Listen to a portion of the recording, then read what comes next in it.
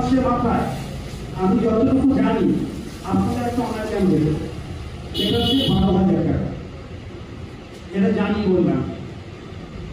Pass করে যখন যাবেন, 6 মাসের মাথায় যখন আপনার রেজাল্ট হবে, পরীক্ষা হবে, তখন আপনাদের স্যালারি হবে তখন 18,000 টাকা। যারা এএসএম আছে, ঠিক আছে, এই এএসএম এর মধ্যে থেকে আমরা কিন্তু আবার একটা মনিটর বের করবো, যে সুপারভাইজার। এই সুপারভাইজার কিন্তু আমরা নির্বাচন করবো কিরকম, একটা সেন্টার দেখবো যে তার কোয়ালিটি আছে, তার কোয়ালিফিকেশন আছে, তাকে আমরা সুপারভাইজারের পোস্ট তাদেরকে আমরা দেবো।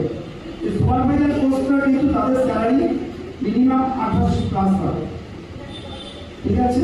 তাহলে আমরা এএসএম, আমরা সুপারভাইজার বা মনিটর সেই সেন্টারে, এবার তারপর হলো বিএম যারা হবে তাদের অনারিয়াম হবে 45,000 টাকা, 45,000 রুপিস। কম একটা নয় কিন্তু, যথেষ্ট।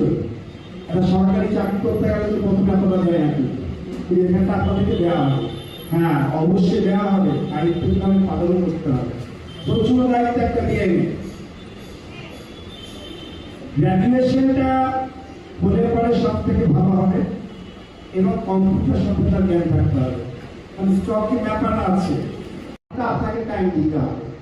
কারণ আপনারা এখানে কাজ করতে এসছেন, এখানে 4-5 ঘন্টা দেবে না। যখন ঢুকবেন তখন আপনার একটা সিগনেচার হবে অনলাইনে, যেভাবে সিস্টেম আমরা করবো।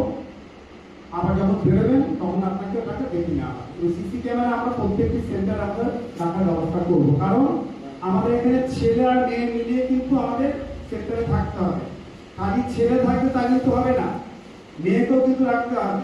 কারণ আমার যখন মেয়ে পেশেন্ট আসবে তখন কিছু কথা থাকবে যেটা ছেলেকে বলা যাবে না, ডাক্তারকে বলবো। কারণ মেয়ে না গিয়ে সেখানটা সুন্দর। দিদি যিনি আছেন আমাদের স্বপ্না ঠিকাদারের কাছে আমার বলা থাকলো, উনি জানেন অবশ্য।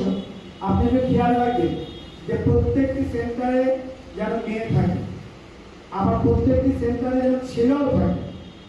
কারণ মেয়ে থাকবে ছেলে থাকবে না তা না, মিশিয়ে কিন্তু রাখতে হবে। 4টে ছেলে 2টো মেয়ে থাকতেই হবে, বা 4টে মেয়ে 2টো ছেলে থাকতেই হবে, ঠিক আছে। তাই এটা আপনারা একটু নিজেদের